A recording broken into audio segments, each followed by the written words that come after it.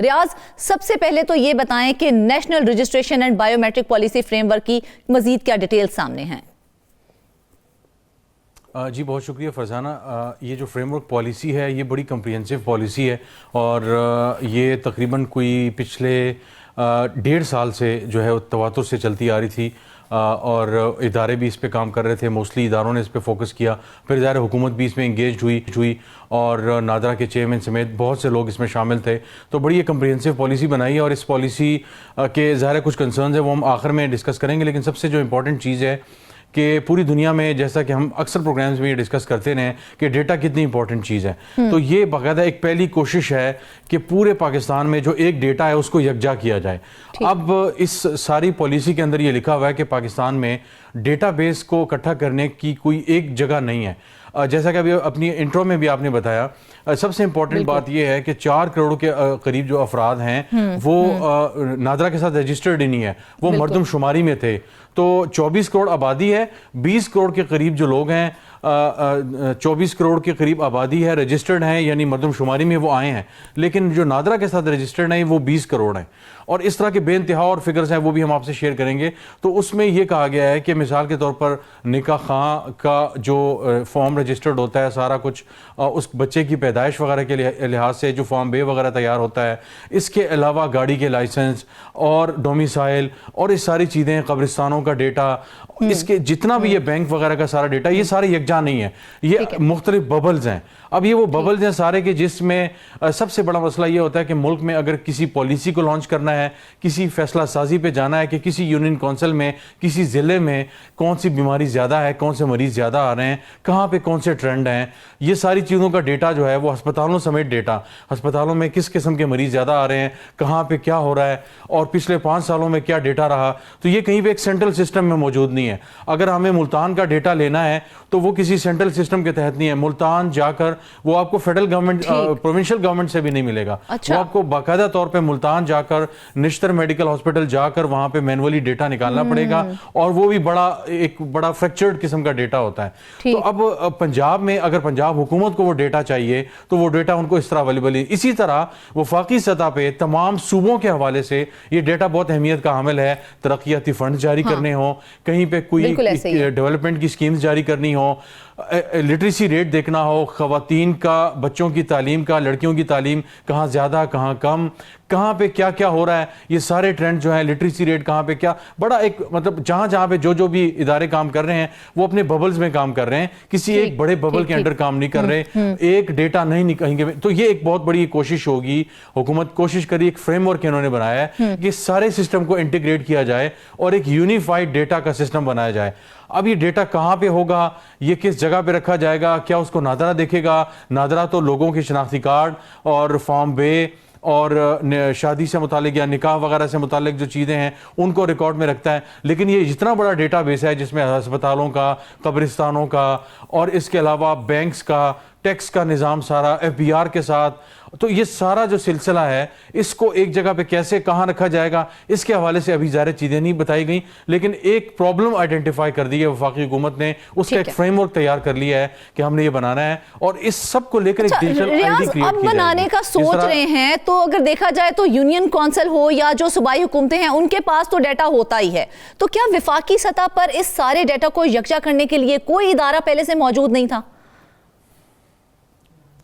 کوئی ادارہ بھی موجود نہیں ہے. اور دلچسپ بات یہ ہے کہ اس کے اندر یہ بھی لکھا ہوا ہے کہ پاکستان بیورو آف اسٹیٹسٹکس, جس کو ادارہ شماریات کہا جاتا ہے, ادارہ شماریات کا جو ڈیٹا ہے وہ بھی انٹیگریٹ نہیں ہے پورے سسٹم کے ساتھ, پورے ملک کے ایک سینٹرل جو ڈیٹا کا پول ہے یا ڈیٹا بیس ہے اس کے ساتھ. اس کا نقصان جو ظاہر میں نے آپ کو بتایا کہ چاہے وہ تعلیم ہے, چاہے وہ صحت ہے, چاہے وہ ترقیاتی کام ہے, چاہے وہ کچھ بھی کہیں پہ ڈیٹا حاصل کرنا ہو تو وہ نہیں ہوتا.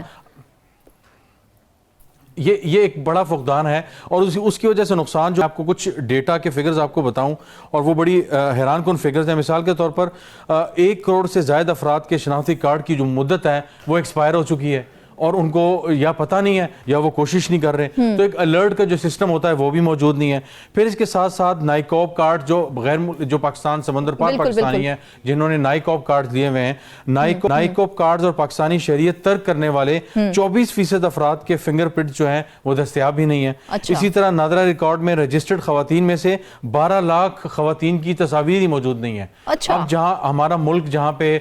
ہم ٹیررزم کی ویو خاص طور سے آپ کچھ عرصے سے جو بڑی ہے اور دہشت گردی کے معاملات ہیں، اس میں چاروں صوبوں میں جو ہے وہ چیلنجز آ رہے ہیں، تو 12 لاکھ خواتین کا جو تصاویر ہیں وہ ڈیٹا بیس میں موجود ہی نہیں ہے. تو ان کی شناخت کرنی ہو، کہیں پہ مشکوک افراد ہوں یا کسی حوالے سے بھی وہ مثبت بھی ہو سکتا ہے، کہیں پہ کسی کی تلاش کرنی ہو، ان کا آئی ڈی کارڈ مل گیا ہے لیکن تصویر نہیں ہے، تو کہیں پہ شناخت کے لیے کسی کو اگر مل بھی جائے تو حکومت اگر تشہیر کرنی چاہے تو یا کہیں پہ کوئی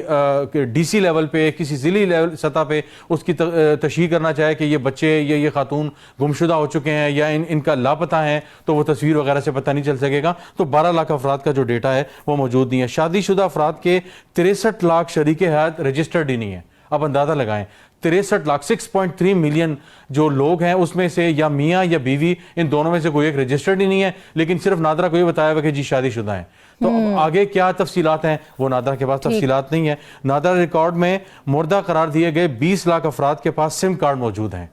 اب اندازہ لگائیں. پھر اس کے ساتھ وفات پا جانے والے 1 لاکھ افراد بائیو میٹرک کے فنگر پرنٹس ان کی وفات کے بعد استعمال ہوئے ہیں. 1 لاکھ افراد نے بائیو میٹرک فنگر پرنٹس وفات ہو جانے والے لوگوں کا بعد میں جو ہے وہ سیم کارڈز استعمال کی. اس طرح بہتحال 6 کروڑ افراد نادرا سسٹم میں صرف پیدائش کے سال کے ساتھ ہی رجسٹرڈ ہیں، یعنی 1997 2000 2001 2 لکھا ہوا ہے، مہینہ دن نہیں لکھا ہوا. اگین یہ ڈیٹا میں جب آپ ریکارڈ مرتب کرتے ہیں تو یہ آپ کے لیے ایک چیلنج بنتا ہے. 38 لاکھ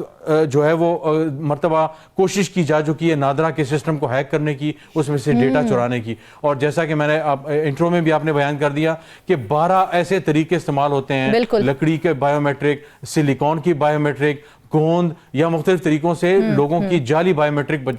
جو ہے وہ بنانے کی کوشش کی جاتی ہے. اس پالیسی فریم ورک کے تحت اگر دیکھا جائے تو جو خاص طور پہ جو باہر کے ملکوں کے لوگ آ جاتے ہیں، جس طرح سے افغانستان سے بہت سے لوگ ایسے ہیں جو کہ پاکستان کا آئی ڈی کارڈ بنا کے بیٹھے ہوئے ہیں، تو ان کی روک تھام میں یہ ہمیں جو پالیسی ہے وہ کتنی مدد فراہم کرے گی؟ غیر ملکیوں کے حوالے سے تو جیسے میں نے کہا کہ ایک یہ بھی ہو گئی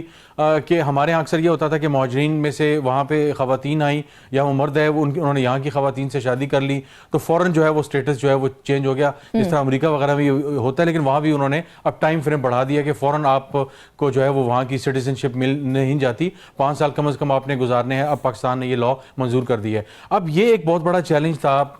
پاکستانی حکام کے لیے، وزارت داخلہ کے حکام کے لیے اور ظاہر اداروں کے لیے کہ جب مہاجرین مختلف ممالک سے آتے ہیں تو وہ اس کے تحت ہوں گے، ان کا جو شناختی کارڈ ہے اس کا کیا سلسلہ ہوگا. تو ان کے لیے ظاہر ایک POR کارڈ ہے، پرسنز آف جو ریپرزنٹیشن، اس طرح کا کارڈ ہوتا ہے جو افغان ریفیوجیز کو ایشو کیا جاتا ہے. لیکن اس کے بعد بھی بہت سے ایسے لوگ تھے جن کو پاکستان کا کارڈ جو ہے وہ انہوں نے شناختی کارڈ حاصل کیا، سسٹم میں آگے تھے اور ظاہر ان کی مختلف ادوار میں آئیڈینٹیفیکیشن بھی ہوئی. نادرا میں ایسے افراد موجود تھے جنہوں نے پیسے کے عوض جو ہے افغان نیشنلز جو تھے ان کو شناختی کارڈ، نیشنل آئیڈینٹیفیکیشن جو کارڈ تھا وہ ایشو کیا، ان کو پاکستان کی فیملیز میں انٹیگریٹ کیا. تو یہ ایک بہت بڑا